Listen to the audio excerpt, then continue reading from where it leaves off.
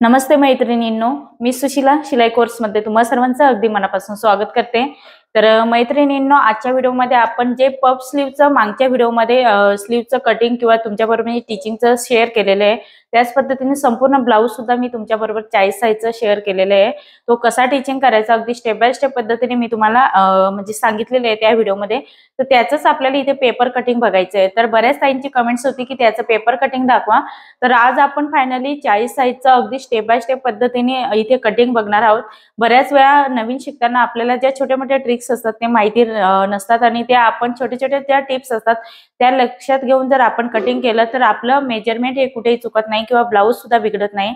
तर बऱ्याच वेळा आपण कटिंग करतो तर त्यावेळेस फ्रंट पार्ट हा जास्त होतो किंवा प्रिन्सेसचा इथे पार्ट असतो तो फुगा येतो। तर अशा पद्धतीने जे छोट्या-छोट्या गोष्टी असतात ते तुम्हाला लक्षात घेऊनच मी इथे कटिंग संपूर्ण व्हिडिओमध्ये दाखवणार आहे आणि थोडीशी आपली ही पद्धत खूप सुंदर आणि सोपी आहे। मी तुम्हाला अगदी सोप्या भाषेत सांगणार आहे। जर तुम्ही व्हिडिओ अगदी समजून घेतला किंवा तुम्ही व्यवस्थित प्रॅक्टिस केली व्हिडिओला बघून तर कुठेही मेजरमेंट चुकणार नाही। जसं की आपण ब्लाऊजवरनं मेजरमेंट घेऊन किंवा सेम त्याच पद्धतीने तुम्हाला सुद्धा मेजरमेंट घेऊन आणि तुम्हाला सुद्धा पेपर कटिंग करायचंय। फक्त आपल्याला काय करायचंय, आता मी 40 साईजचं माझ्याकडे जो कस्टमर आहे 40 साईजचं त्याच्या मेजरमेंट नुसार मी तुम्हाला इथे कटिंग शिकवणार आहे। ओके, फक्त आपली पद्धत ही एकच असणार आहे। परंतु तुमच्याकडे जर 40 साईज असेल तर 40 साईज मध्ये तुमचं आपलं छातीचं मेजरमेंट तर 40 साईज आहे बरोबर, परंतु शोल्डर कसं असतं, हा जो शोल्डर असतो आपला तो प्रत्येकाचा सारखा नसतो। जरी एक साईज असेल तरी पण हा कमी जास्त असू शकतो। त्याच पद्धतीने हा जो मुंडा राऊंड असतो हा मुंडा राऊंड सुद्धा कमी जास्त असतो।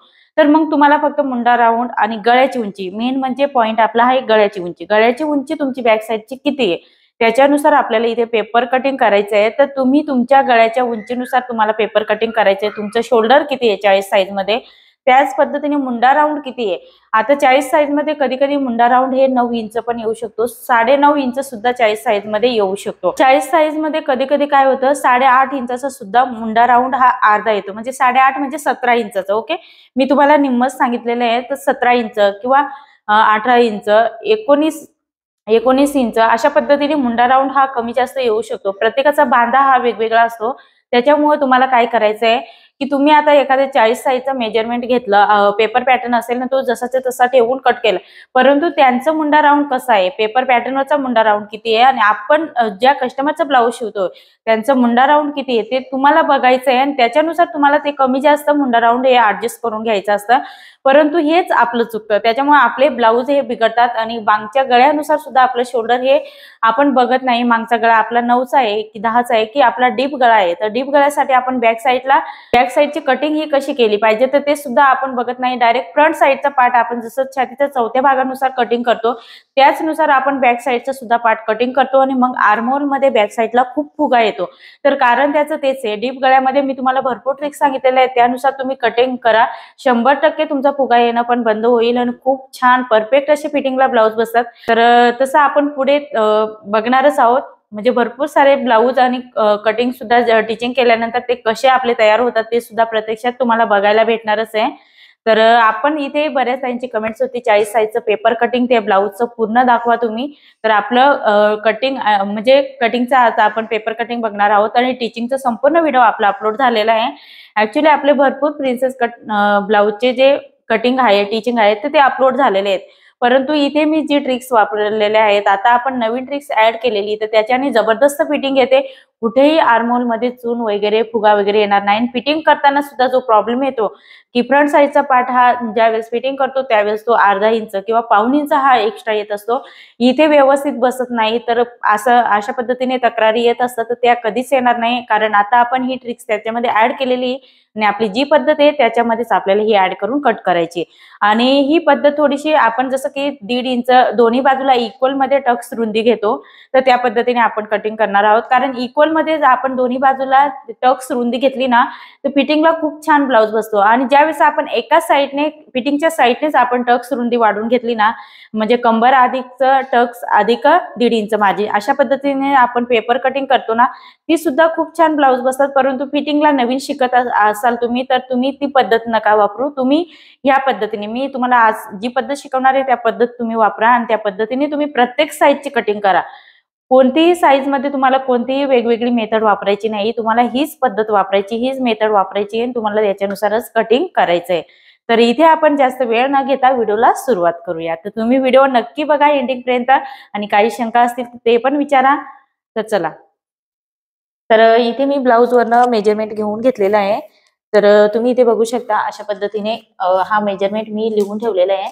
तर याच्यानुसार आपल्याला इथे जे आपण देवसेनाबाईचं जे संपूर्ण ब्लाऊजचं टिचिंग बघितलं होतं त्या ब्लाऊजचं बऱ्याच ताईंची कमेंट्स आहे की ताई त्या मापाचा तुम्ही व्हिडिओ टाका पेपर कटिंगचा. तर आता इथे आपण सर्वात पहिल्यांदा बॅक साईडचं आधी कटिंग करणार आहोत. तर इथे आपल्याला पूर्ण उंची घ्यायची. तर पूर्ण उंची इथे टोटल 14.5 इंचाची पूर्ण टोटल उंची आहे तयार. थोडंसं हायटेड आहे म्हणजे तब्येत पण आहे आणि उंची आहे त्याच्यामुळे इथे उंची जास्त घेतलेली आहे. त्याच्यामध्ये आपल्याला 1 इंच प्लस करायचंय. तर असं मी इथे 15.5 इंचावरती मार्किंग करून घेत आहे. तुम्हाला पण ह्याच पद्धतीने मार्किंग करायचं आहे. मी 15.5 इंचावरती मार्किंग करून इथे सरळ लाईन ड्रॉ करून घेत आहे. अशी लाईन ड्रॉ केल्यानंतर आता आपल्याला इथे शोल्डर घ्यायचं. तर मी इथे टोटल शोल्डर आपलं 5.5 इंचाचं शोल्डर घेणार आहे. कारण बॅक साईडचा गळा सुद्धा थोडासा डीप आहे. तर 5.5 इंचाचं शोल्डर इथे घेतलेलं आहे. इथे पण 5.5 इंचावरती खालच्या बाजूला मार्किंग करून घेतलं. आता वरच्या बाजूने आपल्याला इथे मार्किंग करायचं आहे 5.25 इंचावरती. तर 5.25 इंचावरती इथे पण मार्किंग करून घेत आहे. आपलं हे 40 साईजचं मेजरमेंटचं ब्लाऊज आहे अशा पद्धतीने. आणि इथे आपल्याला लाईन ड्रॉ करायची आहे आणि इथे पण असा बॉक्स तयार करून घ्यायचं. ओके. त्याच्यानंतर आपल्याला काय करायचं बॅक साईडला इथे अर्धा इंच आपण क्रॉस देतो. तर ते क्रॉस द्यायला विसरायचं नाही. मेन म्हणजे आपण क्रॉस देऊन घेऊया. आता बरेच काही म्हणतात की क्रॉस का द्यायचं. तर बॅक साईडच्या मुंड्याचा शेप देण्यासाठी तुम्ही जरी म्हटलं तरी पण चालतंय किंवा टाईट होऊ नये आणि त्याच पद्धतीने आर्मोल मध्ये फुगा वगैरे येऊ नये त्याच्यासाठी आपल्याला हा शेप ही लाईन ड्रॉ करायची असते. त्याच्यानंतर आता आपण बॅक साईडचा गळा हा आपला कितीचा आहे. आता सर्वात पहिल्यांदा आपण इथे छातीचं मेजरमेंट टाकण्याआधी आपण इथे बॅक साईडचं गळ्याचं मेजरमेंट घेऊया. तर इथे माझी जी पट्टी आहे बॅक साईडची तर ती इथे 3 इंचाची रेडी पाहिजे. तर मी 3.5 इंचावरती इथे मार्किंग करून घेत आहे. ओके. तर इथून आपल्याला वरच्या बाजूने मोजलं तर हे किती येतं 12 इंचाचं आपल्या इथे ब्लाऊजची उंची येत आहे. हे बघा 12 इंच म्हणजे भरपूर डीप असा आपला हा नेक आहे आणि थोडीशी तब्येत पण आहे. परंतु जे छातीचं मेजरमेंट आहे ते 40 इंचाचं आहे. तर तुम्ही इथे बघू शकता अशा पद्धतीने. आता इथे मी जे गळ्याचं मार्किंग करते ते 2.25 इंचावरती मार्किंग करते. जो त्यांचा जो बॉडीचा शेप आहे तो अशा पद्धतीने रुंद आहे. पाठीचा भाग सुद्धा रुंद आहे, शोल्डर पण रुंद आहे आणि मुंडा राऊंड सुद्धा त्याच्यामध्ये जास्त आहे त्यांचं. तर अशा वेळेस तुम्हाला अशा पद्धतीने कटिंग करायचं आहे. तर मी सर्वात पहिल्यांदा गळ्याची मार्किंग करून घेत आहे. 2.25 इंचावरती इथे मी मार्किंग करत आहे. तर जास्त डीप गळा नसेल 10चा वगैरे गळा असेल किंवा 9चा गळा असेल तर तुम्ही इथे 2.5 इंचाची गळा रुंदी ठेवू शकता. आणि इथे मी तिरकस लाईन ड्रॉ करून घेतलेली आहे. इथे आपल्याला आता गळ्याचा शेप हा मटका गळ्याचा शेप द्यायचा आहे. हे बघा.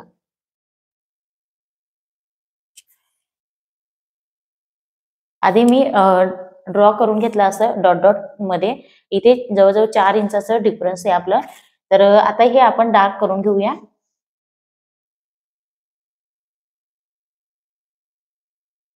हे बघा. अशा पद्धतीने आपला हा नेकचा शेप आलेला आहे. आता आपण इथे काय करणार आहोत मुंड्याचा शेप देण्याआधी आपण छातीचं मेजरमेंट घेणार आहोत. तर इथे मी छातीचं मेजरमेंट हे किती घेणार आहे बॅक साईडचं 9.5 इंच. डायरेक्ट मी अर्धा इंच मायनस करून घेणार आहे. तर का मायनस करायचं आहे तर बॅक साईडचं ज्यावेळेस आपण टक्स शिवणार इथे टक्सची रुंदी सुद्धा मी इथे कमी घेणार आहे. कारण हा जास्त डीप गळा आहे आणि ज्यावेळेस आपण हा ब्लाऊज शिवणार गळा ज्यावेळेस कट करून शिवणार तो ऑटोमॅटिक आपला शोल्डर हे कव्हर करून घेणार आहे. बॅक साईडला सुद्धा हा भाग अशा पद्धतीने बॅक साईडचा भाग सुद्धा इथे कव्हर करून घेत असतो जर डीप गळा असेल तर. त्याच्यामुळे आपल्याला इथे अर्धा इंच डायरेक्टली मायनस करून घेतलेले आहे. त्याच्या पुढे आपल्याला इथे 1.5 इंच मार्जिन ऍड करायची. ओके. आता हे फायनल झालं आपलं इथे. आता कमरेचं मेजरमेंट घ्यायचं. आता तुम्ही इथे जरी मी मायनस केलं परंतु जो आपला आर्मोल राऊंड आहे तर आपला हा मुंडा राऊंड आहे ना 18 इंचाचा आहे. सॉरी इथे माझ्याकडनं चुकीचं झालं. तर आपला मुंडा राऊंड हा 18 इंचाचा आहे म्हणजे त्याचं निम्म हे 9 इंच आपला हा मुंडा राऊंड यायला पाहिजे हाफ. आणि पूर्ण बॅक आणि फ्रंटचा हा 18 इंचाचा आपला हा मुंडा राऊंड यायला पाहिजे. तर इथे जरी मी मायनस केलं तरी सुद्धा हा राऊंड माझा 9 इंचाचाच यायला पाहिजे. तर ते कसं मॅनेज करायचं ते तुम्हाला ह्या व्हिडिओमध्ये सांगणारच आहे मी. तर इथे आपण आता छातीचं मेजरमेंट घेऊन घेतलं. आपण सर्वात पहिल्यांदा कमरेचं मेजरमेंट घेऊया. तर 14 भाग आपल्याला घ्यायचं आहे इथे 8.5 इंच कमरेचं. तुमचा जो पण असेल कंबर त्याच्या 14 भाग घ्यायचा आहे आणि इथे मी टक्सची रुंदी आहे ना कमी घेत आहे. म्हणजे 1 इंचाला 2 लाईन कमी आणि त्याच्या पुढे आपल्याला 1.5 इंच मार्जिन घ्यायचे. इथे 1 इंच घेतलं तरी पण चालेल. मी व्हिडिओमध्ये 1 इंच दाखवलेलं आहे. परंतु कसं फुगा वगैरे किंवा चुन्या वगैरे येऊ नये म्हणून आपल्याला त्याच्या जास्त डीप गळा असेल तर तुम्ही इथे 1.5 इंच सुद्धा घेऊ शकता. आता ही लाईन आपल्याला अशा पद्धतीने ड्रॉ करायची आहे.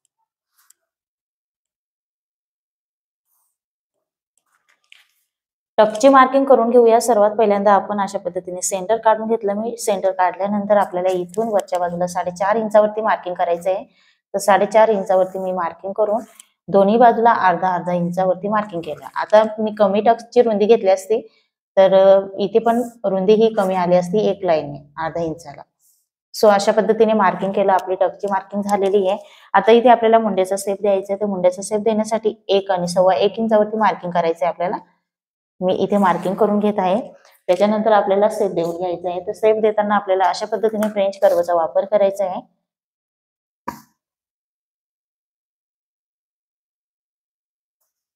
त्याच्यानंतर आतील मुंड्याचा शेप आपल्याला द्यायचा आहे. थोडंसं 1 लाईनचा आतून आलेला आहे किंवा तुम्ही अशा पद्धतीने हा सुद्धा शेप वापरू शकता. परंतु हा अगदी बोटनेक ब्लाउज मध्ये वगैरे अशा पद्धतीने हा शेप आपल्याला वापरायचा असतो. म्हणजे याचं पण सेटलमेंट आपल्याला करता यायला पाहिजे बघा अशा पद्धतीने. त्याच्यानंतर हा पण अशा पद्धतीने शेप देता येतो. तर हा पण फ्रेंच कर्व तुम्ही वापरू शकता. छोट्या छोट्या ठिकाणी गळ्याचा शेप देण्यासाठी वगैरे आपण त्याचा यूज करू शकतो. आता इथे आपल्याला काय करायचंय, अर्ध्या इंचाने खालच्या बाजूला यायचंय आणि मग इथून आपल्याला हे खाली घ्यायचंय. आता थोडंसं इथे राऊंड शेप थोडंसं हलकंसं खोलगट घेऊया आपण आणि हलकंसं इथे पण हा राऊंड शेप आपल्याला द्यायचा आहे. आता आपण मुंडा राऊंड मोजून घेणार आहोत. अर्धा इंचावरती इथे मार्किंग केलं. त्याच्यानंतर हा मुंडा राऊंड आपल्याला मोजून बघायचा आहे. तर इथे आपलं 1 लाईन 9 इंचाला बरोबर आलेलं फक्त 1 लाईन काहीतरी आपलं कमी येत आहे. तर त्याच्यासाठी आपल्याला काय करायचंय, हा मुंडा राऊंड थोडासा वाढवून घ्यायचा आहे. तर वाढवायचं कसं आहे आपल्याला, वरच्या बाजूने आपल्याला ही जी लाईन आहे आपण 5.25 इंचावरती मार्किंग केलं तर ती आपण इथे 1 लाईन परत वाढवून घेऊया अशा पद्धतीने. म्हणजे तुमच्या लक्षात पण येईल. मी रेड कलरचा पेन वापरलेला आहे इथे. त्याच्यानंतर हा जो इथून आपल्याला आता घ्यायचा आहे तर तो 1 इंच इथे येणार आहे. अशा पद्धतीने आत येणार आहे आणि 1.25 इंच इथे येणार आहे.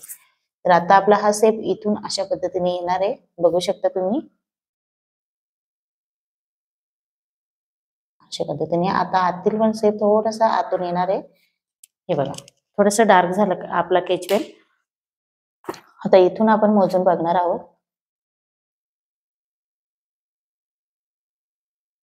हे बघा अशा पद्धतीने अगदी परफेक्ट आपला 9 इंच आलेला आहे. तर अशा पद्धतीने मुंडा राऊंड हा आपला अगदी परफेक्ट आलेला आहे. आणि आता आपल्याला हे आपलं क्लिअर झालंय. आपला हा मुंडा राऊंड बरोबर 9 इंचचा आलेला आहे. म्हणजे संपूर्ण मुंडा राऊंड आपला हा 18 इंचचा यायला पाहिजे. त्याच्यानंतर इथून काय करणार आहे मी, डायरेक्ट अर्धा इंचाला 1 लाईन जास्त घेतलेलं आहे मी, हे क्रॉस इथून देणार आहे. हे बघा हे सुद्धा खूप महत्वाचं आहे. हे कंपल्सरी आपल्या प्रत्येक ब्लाउज मध्ये आहे आणि हे सुद्धा डाऊन जायचं ते पण आपलं कंपल्सरी प्रत्येक ब्लाउज मध्ये आहे. आता तुम्ही इथे बघू शकता अशा पद्धतीने हा शेप आलेला आहे. तर आता फ्रंट बाजूचा इथे आपल्याला लागू पडणार नाही, फक्त बॅक साईडचं. तर तिथूनच आपण कट करणार आहोत. सर्वात पहिल्यांदा मी इथे ब्लाउजचं कट करून घेते. तर सर्वात पहिल्यांदा काय करायचं, सरळ लाईन कट करून घेत आहे. फ्रंट साईडचं कट केल्यानंतर आपण हे क्रॉस मध्ये कट करणार आहोत.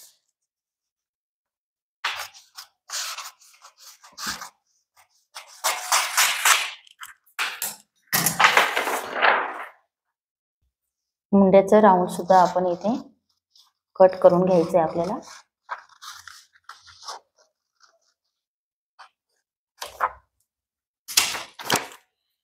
बघा मैत्रिणींनो अशा पद्धतीने आपल्याला हे कट करून घ्यायचंय.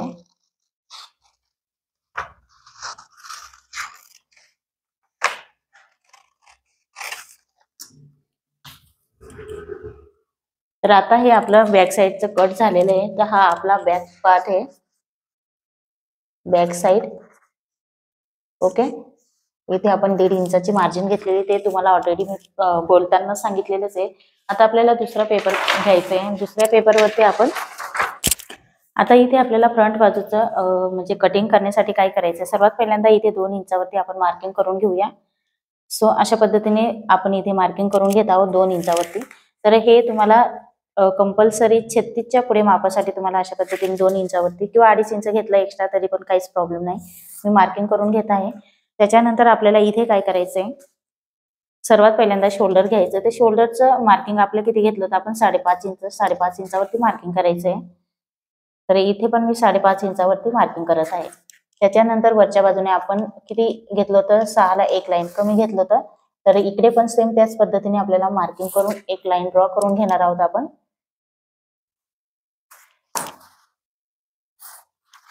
त्याच्यानंतर इथे अर्धा इंच क्रॉस दिला होता, तो क्रॉस पण द्यायचा आहे आपल्याला. आता ऍक्च्युली आपण फ्रंट बाजूचा पार्ट हा 10 इंचावरती कट करणार आहोत, कारण फ्रंट बाजूला जर तुम्ही अर्धा इंच कमी केलं तर ते आपलं जो छातीचा मेजरमेंट आहे तो टाईट होऊ शकतो अशा पद्धतीने. तर आता इथे आपल्याला काय करायचं आहे, अशा पद्धतीने इथे आपल्याला ठेवायचं आहे. हे बघा, हा जो बॅक साईडचा पार्ट आहे तो आपल्याला जसाच्या तसा इथे ठेवायचा आहे. तुम्ही इथे बघू शकता. हे आपण ठेवल्यानंतर काय करायचं, आपल्याला फक्त हा शेप बॅक साईडचा काढून घ्यायचा आहे इथे, आणि तिथूनच आपण फ्रंट बाजूचा पार्ट हा अशा पद्धतीने अर्धा इंचावरती मार्किंग करून किंवा तुम्ही डायरेक्ट दिला तरी पण काहीच हरकत नाही. ह्या पद्धतीने शेप देऊन घ्यायचं. फक्त आपल्याला काय करायचं, हा शेप आहे ना अर्धा इंचावर, हे बघा अशा पद्धतीने आपण शेप दिल्यानंतर आता इथे कसं आहे, आपलं बॅक साईड हा आपण अर्धा इंचाने कमी केलं तर थोडंसं हे तिरकस घेऊन तुम्ही अशा पद्धतीने पण शेप देऊ शकता, किंवा डायरेक्टली तुम्ही इथे हा शेप 1 इंच आणि 1.25 इंच घेऊन सुद्धा हा शेप देऊ शकता. आता पूर्ण उंची आपली इथे आपण किती घेतली ती 14.5, त्याच्यामध्ये 1 इंच ऍड करून आपण 15.5 इंचावरती मार्किंग केलं, परंतु फ्रंट बाजूला आपण अर्धा इंच एक्स्ट्रा वाढवून घेणार आहोत. तर 16 इंचावरती आपल्याला मार्किंग करायचंय. मी 16 इंचावरती इथे मार्किंग करत आहे.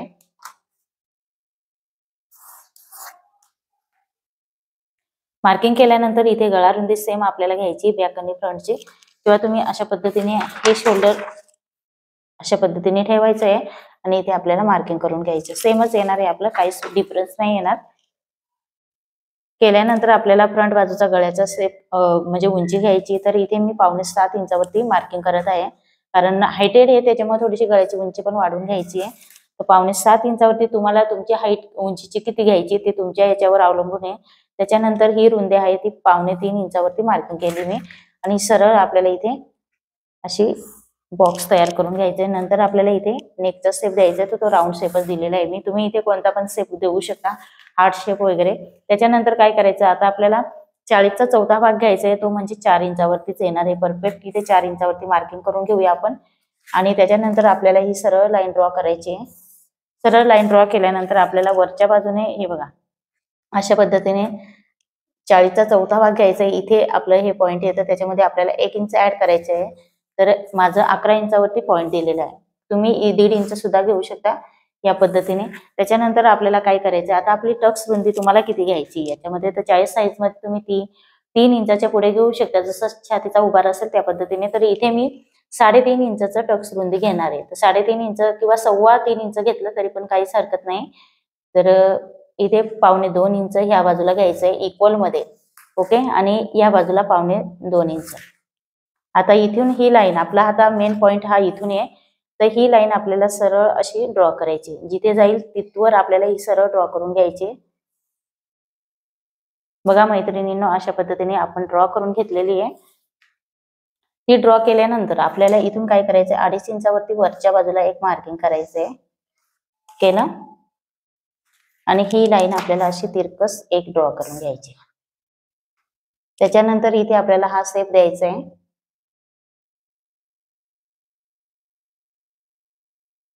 बघा अशा पद्धतीने शेप देऊन घेतलेला आहे. आता आपल्याला इथे काय करायचंय, इथून आपलं हे गेल्यानंतर आपल्याला काय करायचं, मी आता तुम्हाला बऱ्याच वेळा इथून 1.5 इंच, हे बघा इथून आपला ह्या लाईन पासून वरच्या बाजूला 1 इंच गेलेलं आहे. तर 1 इंच त्याचं निम्म दोन्ही बाजूला करायचं आपल्याला अर्धा इंच. हे बघा इकडे पण अर्धा इंच मी केलं, आणि ह्या बाजूला अर्धा इंच केलं, आणि अर्ध्या इंचावरती इथूनच आपल्याला ह्या पॉइंट पासूनच अशी लाईन ड्रॉ करायची आहे, आणि इकडे पण ड्रॉ करायची आहे. तुम्ही बघू शकता मी लाईन ड्रॉ केली. त्याच्यानंतर आपल्याला काय करायचंय, हा शेप द्यायचा आहे आपल्याला. त्याच्यानंतर तर शेप देताना आता आपली मेन लाईन ही येणार आहे, ही येणार नाही आपण. तर आपला ही प्रिन्सेसचा हा पार्ट तो सरळ येणार आहे. इथे बघू शकता तुम्ही, बॅक साईडच्या मुंड्याला घ्यायचं नाही आपलं. तर आता आपण ही जी लाईन आहे ही मायनस करून घ्यायची आहे आणि ह्या लाईन वरती आपल्याला प्रिन्सेसचा शेप द्यायचा. तर प्रिन्सेसचा शेप देण्यासाठी तुम्ही हाताने पण देऊ शकता किंवा तुम्ही फ्रेंच कर्वचा पण वापर करू शकता.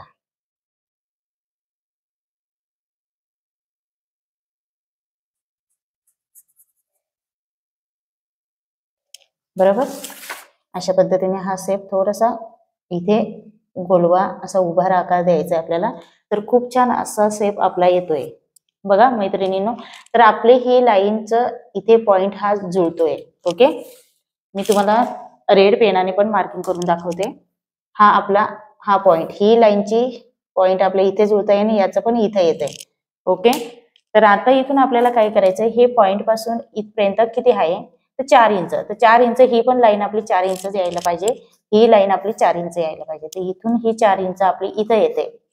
हे बघा इथं आपली ही लाईन येते, तर इथवर आपल्याला घ्यायचंय. ओके, त्याच्यानंतर ती घेतल्यानंतर आपल्याला इथे अशा पद्धतीने हे फोल्ड करून घ्यायचंय.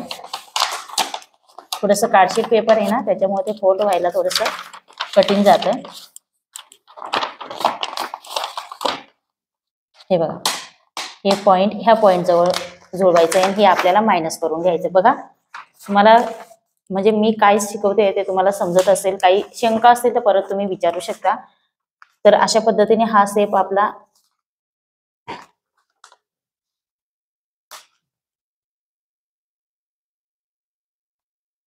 इथे येतोय. हे बघा अशा पद्धतीने. त्याच्यानंतर ह्या पॉइंट पासून सरळ खाली आपल्याला लाईन ड्रॉ करायची. इथून म्हणजे आपली ही मुंड्याची लाईन आहे, तिथून खालच्या बाजूला तुम्ही अर्धा इंच खाली घ्यायचंय. तर मी इकडे पण अर्धा इंच खाली ड्रॉ करून घेत आहे, जसं की व्हिडिओमध्ये दाखवल्याप्रमाणे. आणि ह्या पॉइंट पासून आपल्याला खालच्या बाजूला अशी एक लाईन घ्यायची, म्हणजे हे आपल्याला बॉक्स तयार करून घ्यायचं. हे बघा अशा पद्धतीने बॉक्स तयार करून घेतल्यानंतर तुम्ही इथे अशा पद्धतीने हे कर्व वापरू शकता आणि ह्या कर्वच्या साहाय्याने तुम्हाला इथे शेप द्यायचा आहे. थोडस अशा पद्धतीने सेट करून हा शेप तुम्ही देऊ शकता. हे बघा इथून अशा पद्धतीने. तर आपला हा मुंड्याचा शेप फ्रंट बाजूचा तुम्हाला अशा पद्धतीने ड्रॉ करायचा आहे. बघा त्याच्यानंतर आपल्याला इथे छातीचा मेजरमेंट टाकून घ्यायचं. तर छाती आपली किती आहे 10 इंच, म्हणजे 40चा चौथा भाग 10 इंच. तर इथे आपल्याला मार्किंग करायचंय. 10 इंच इथे येणार आहे, त्याच्या पुढे आपल्याला 1.5 इंच ऍड करायचंय. बघा मैत्रिणींनो अशा पद्धतीने आपली आता आपल्याला हे घ्यायचं नाही. ओके, आणि आपला मुंड्याची फ्रंट बाजूचा मुंड्याची लाईन आपली कुठून येणार आहे तर मी तुम्हाला रेड पेनाने मार्किंग करून दाखवते. हे बघा इथून आपली ही मुंड्याची लाईन इथून अशी येणार आहे आणि इथून जाणार आहे. कळलं तुम्हाला? ओके, तर ही शंका तुमची आता निघाली असेल. आता हे आपण असं केलं, असं का केलं तर आपलं जे इथे आपण शिवलं त्याच्यानंतर जो टक्स मध्ये फुगा वगैरे येतो किंवा इथे जे आपला फुगा येतो, इथे बरंच कापड उरतं, तर ते येऊ नये त्याच्यासाठी आपल्याला हा शेप द्यायचा. आता आपण अशा पद्धतीने कटिंग करत होतो, तर बघा किती कपडा आपला हा जास्त येत होता. त्याच्यामुळे म्हणजे ह्या ठिकाणी इथे तर आपण बरोबर इक्वल मध्ये येत होतं. बरोबर, आपला हा शेप आपण हा फ्रंट बाजूचा मुंड्याचा शेप अशा पद्धतीने तिरकस घेत होतो. ओके, परंतु हा जो इतका फॅब्रिक येतो तो आपला म्हणजे मेन म्हणजे मायनस होत नव्हता, त्याच्यामुळे आपल्याला ही पद्धत वापरायची.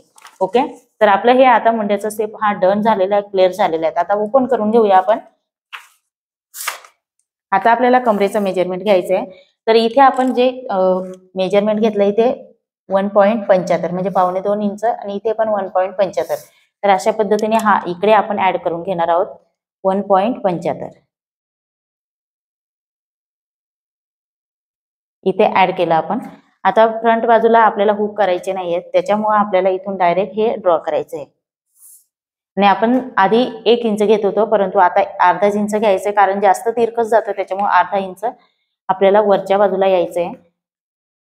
परंतु आपण अर्धा इंच आपण काय करायचो इथे एक्स्ट्रा वाढवून घेत होतो ना, बरोबर. त्याच्यामुळे इथे काय करायचं थोडंसं हलकंसं अजून 2 लाईन एक्स्ट्रा घ्या, कारण जास्त पण अर्धा इंच जास्त कमी होतं. आणि मग ही लाईन इथे जोडून द्यायची आपल्याला. ती जोडल्यानंतर काय करायचं इथे आता हा टक्स आपल्याला मोजून बघायचा आहे. टक्स किती आहे आपला इथे 5.25 इंच. तर 5.25 इंच हा पण टक्स आपला यायला पाहिजे. 5.25 इंच आपला हा टक्स इथे येतोय. बघा इथे येतोय. आता आपल्याला कमरेचं मेजरमेंट घ्यायचंय. तर कमरेचं मेजरमेंट घेताना आपल्याला कसं घ्यायचंय, इथून मोजायचंय. तर आपलं कंबर हे 8.5 इंच होतं, तर इथे 4 इंच आलेलं आहे. 4 इंच इथे सोडून द्यायचं आहे आणि अशा पद्धतीने 8.5 इंच इथे आलंय आपलं. आणि आपला टक्स हा घ्यायचा आहे इकडच्या बाजूला, तर तो किती येणार आहे? 2.25 इंच. त्याच्या पुढे आपण 1.5 इंच मार्जिन ऍड करणार आहोत. ओके, फायनल झालं आपलं इथपर्यंत. आता इथे आपण काय घेतलं, कंबर अधिक दोन्ही साईडला इक्वल इक्वल टक्स घेतला, त्याच्यानंतर टक्स आणि 1.5 इंच आपलं मार्जिन घेतली. Okay, 1.5 inch margin. ओके, ही मार्जिन. आणि ह्या बाजूला आपण 2.25 इंच आपलं टक्स आलेला आहे. ओके, तर हा टक्स तिकडे घेतला, फक्त हा टक्स आपण ह्या बाजूला ऍड केलेला आहे. आणि आता ही लाईन आपण अशा पद्धतीने वरच्या बाजूला ड्रॉ करून देणार आहोत. ज्यावेळेस आपण हा टक्स शिवणार त्यावेळेस हे सरळ आपलं येऊन जातं. आता आपल्याला इथे काय करायचंय, जो बॅक साईडचा पार्ट आहे तो आपल्याला घ्यायचा आहे इथे, आणि हे जो अर्धा इंच आहे तो आपल्याला इथे कट करून घ्यायचा आहे. कट केल्यानंतर आपल्याला काय करायचंय, इथे ह्या लाईन वरती ठेवायचंय आणि इथे आपल्याला हे बरोबर करायचंय. बघा अशा पद्धतीने इथे आपली मार्किंग आलेली आहे. तर आता आपली ही लाईन अशा पद्धतीने इथे ड्रॉ होणार आहे. बघा किती सोपं आपलं म्हणजे मेजरमेंट आहे. कुठेही अवघड नाही, कुठेही काहीच नाही, आणि खूप छान असं परफेक्ट दोन्ही बाजूला इक्वल मध्ये आपण टक्स रुंदी घेतल्यामुळे आपल्याला ब्लाऊज हे परफेक्ट बसतं. आता तुम्ही म्हणणार बॅक साईड फ्रंट बाजूला हुकाईसाठी मार्किंग केली नाही, त्याच्यामुळे बॅक साईडला पण तुम्ही घेतली नाही. मी डायरेक्ट कपड्यावरती वाढवत असते, कारण एकच पॅटर्न हे आपल्याला दोन्ही वेळा वापरू शकतो. आपण जर फ्रंट बाजूला हुक सांगितलं तर मी फ्रंट बाजूला इथून वाढवून घेणार, डायरेक्ट आपल्याला अस्तरवरती वाढवायचंय. तर तुम्हाला जर बॅक साईडला हुक करायची नसते, तुम्ही फ्रंट बाजूला इथून वाढवून घ्यायचंय. ओके, आता इथे आपल्याला कटिंग करायचंय. तर कटिंग करताना कशा पद्धतीने कट करायचंय आपल्याला, हे आपलं 40 साईजचं आहे, लक्षात असू द्या.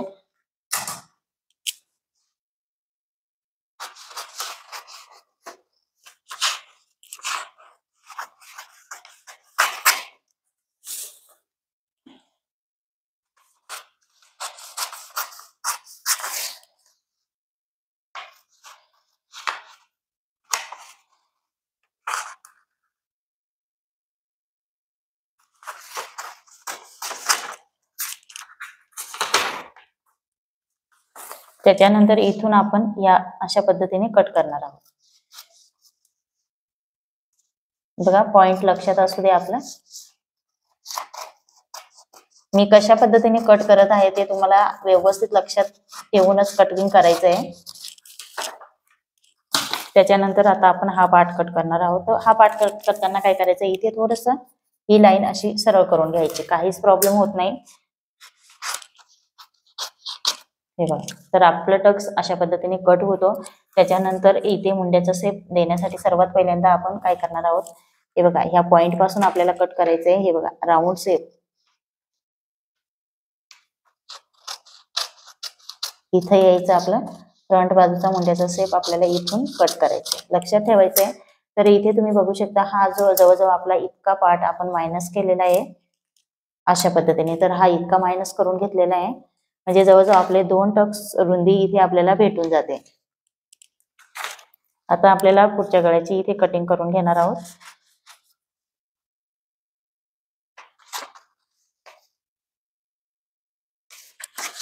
इथे शिलाई मार्जिन घ्यायची असेल तर तुम्ही अर्धा इंच शिलाई मार्जिन वाढवून घेऊ शकता.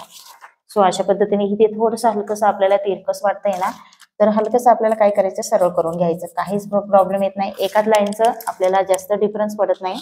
सो मी अशा पद्धतीने कट करून घेत आहे. बघितलं तुम्ही, या पद्धतीने आपलं हे परफेक्ट कटिंग झालेलं आहे. बाईचं कटिंग तुम्हाला ऑलरेडी माहितीच आहे, तर त्यानुसारच तुम्हाला कटिंग करायचंय. तर तुम्हाला ही प्रिन्स कटचं आपलं 40 साईजचं तुम्हाला ब्लाऊजचं टिचिंग संपूर्ण दाखवलेलं आहे. ह्या पद्धतीनेच तुम्हाला कटिंग आणि टिचिंग करायचंय. ऍक्च्युली इथे टिप्स सांगायची म्हणजे, ज्यावेळेस तुम्ही कपड्यावरती कट करणार त्यावेळेस ह्या बाजूला पूर्ण आपल्याला एक्स्ट्रा 3 लाईनचं किंवा तुम्ही अर्धा इंचाचं जितकं शिलाईमध्ये दाबत असते तितकं कपड्यावरती ह्या बाजूने वाढवून घ्यायचंय. तर मी इथे डॉट डॉट मध्ये तुम्हाला दाखवते, त्या पद्धतीने वाढवायचंय. तर फायनली आपलं पूर्ण ब्लाऊजचं इथे कटिंग झालेलं आहे. तुम्हाला व्हिडिओ आवडला असेल तर लाईक करा, शेअर करा, आणि चॅनलवरती तुम्ही नवीन असाल तर सबस्क्राईब करायला विसरू नका. परत आपण असंच नवीन व्हिडिओमध्ये भेटूया. तोपर्यंत बाय बाय, काळजी घ्या सगळ्यांनी.